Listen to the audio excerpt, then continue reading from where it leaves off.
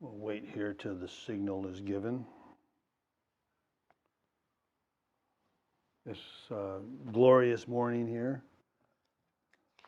I think late August, September, my favorite time of the year. These days are just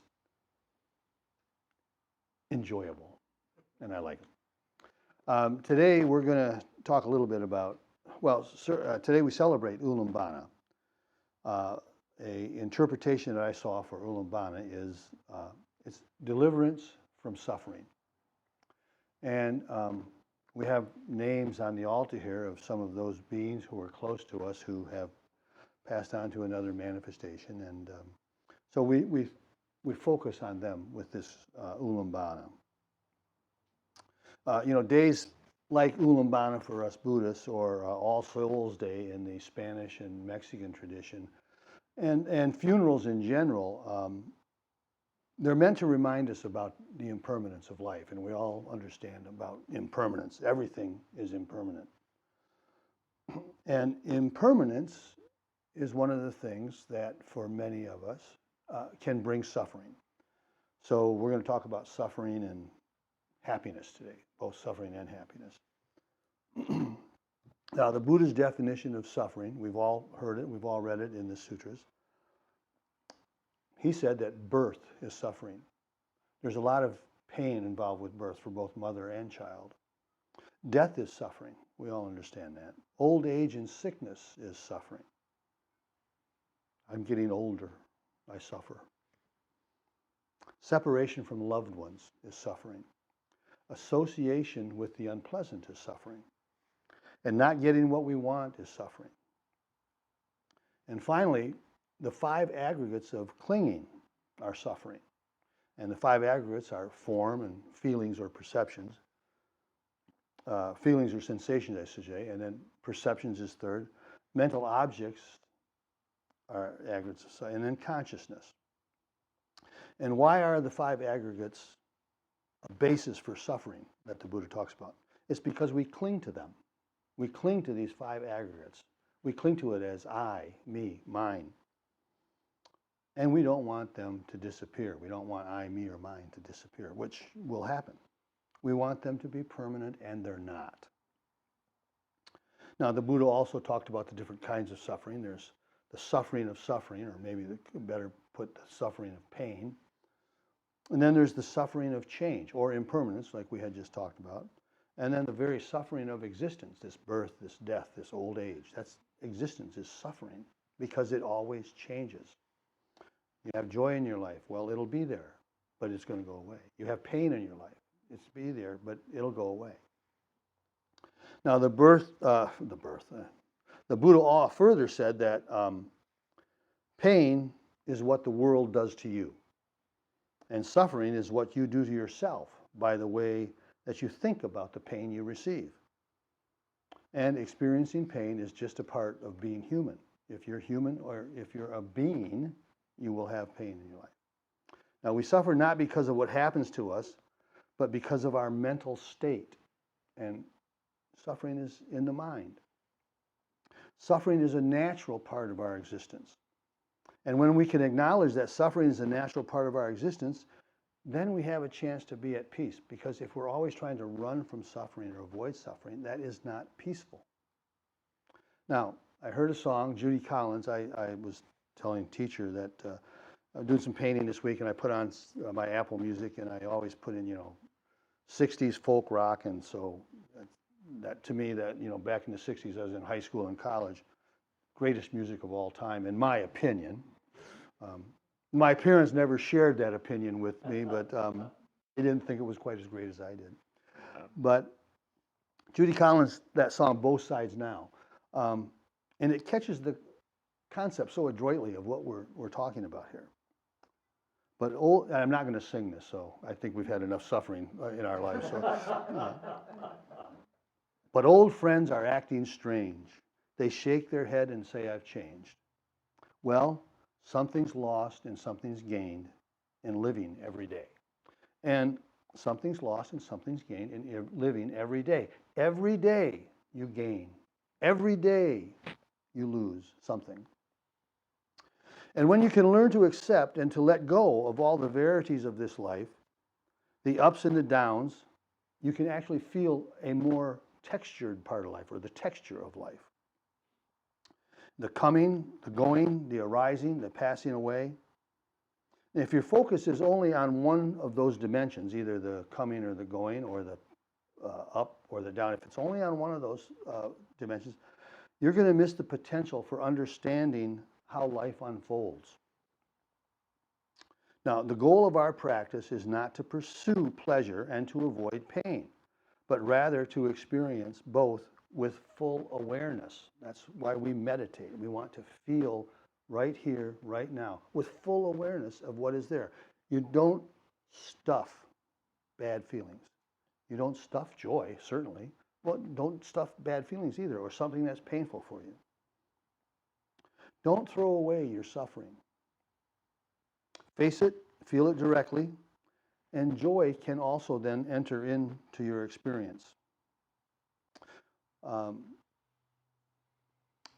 So we don't pursue pleasure and we don't avoid pain, but rather we try to experience both with a full awareness, neither favoring one or opposing the other. Don't throw away your suffering, face it, feel it directly, and your joy will become more deep, more complete. You know that both joy and suffering are impermanent. And that's another way to, when you're going through some suffering, is it's impermanent. It will go away. Well, so will joy. Now, people suffer because they're caught in their views. If you think the far right is not suffering, you're wrong. If you think the far left is not suffering, you're wrong. They're fixed to these views, and that creates some suffering for them. Now, you cannot wait until you have no more suffering before allowing yourself to be happy. Waiting until you have zero problems and challenging in your life, it will never, ever happen. Life is problems, but life is also joy and happiness. Both are present, and both are present all of the time. Now, the acceptance of what is brings with it a strength and a happiness. Now, you have to go with the flow of life. And sometimes the flow isn't where we want it to flow. It takes us in some areas we may not choose to go to, but you go through it and you come out on the other side. Now, when you realize and accept that every day something's lost and something's gained, then you can better experience that each moment is enough, just as it is. And that's where our practice is so important. While we're sitting and we're practicing, we're just living in that moment, just as it is. Whatever is present is there. Don't run away from it. Don't try to hold on to it. Now, obviously, Buddhists, we don't reject grief. That would be silly and also harmful, truly harmful. Grief is real and it needs to be experienced. And loss is real and needs to be experienced. And letting go of grief is very difficult. But letting go of grief can be learned and it can be accepted. You may be able to let go of grief in part through gratitude, if you try to cultivate gratitude. Gratitude can change the perception of grief. Now, I was looking at the altar. We have all the names of these beings who have passed, and that represents a lot of grief. It represents a lot of loss. But I'm willing to bet if you look at those names, or if you put the name up there, you're also remembering with a lot of gratitude what those names meant to you.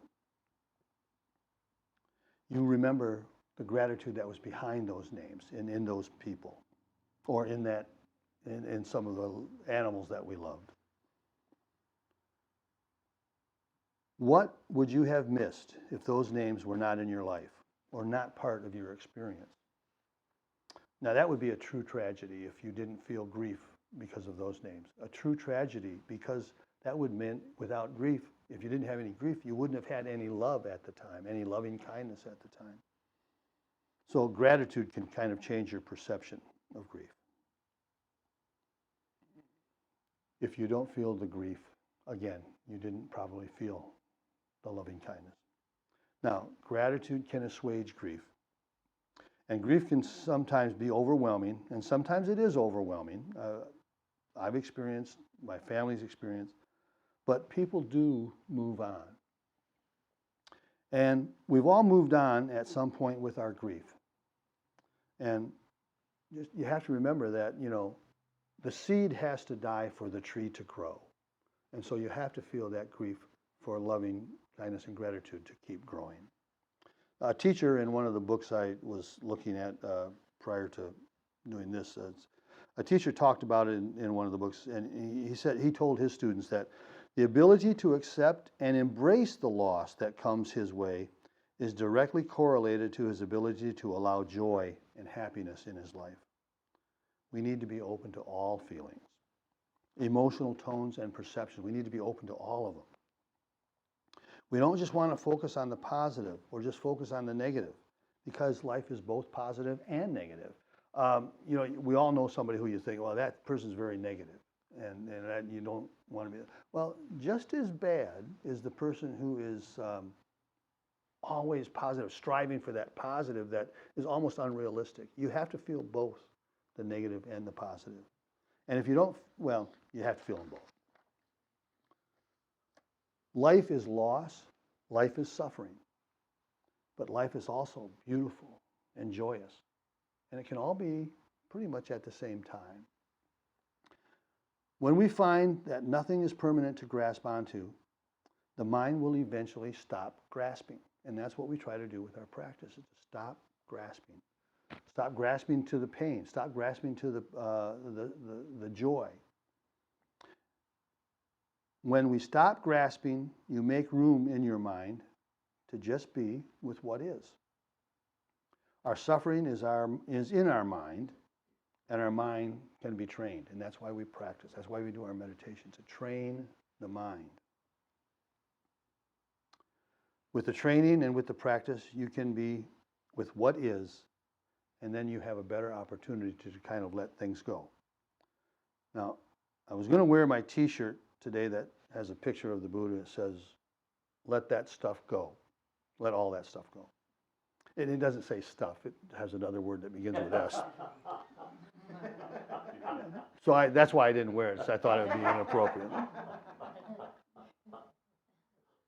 Just keep in your mind always letting go. Whatever comes, good, bad, whatever comes into your mind, realize it, accept it, be aware of it, and then let it go.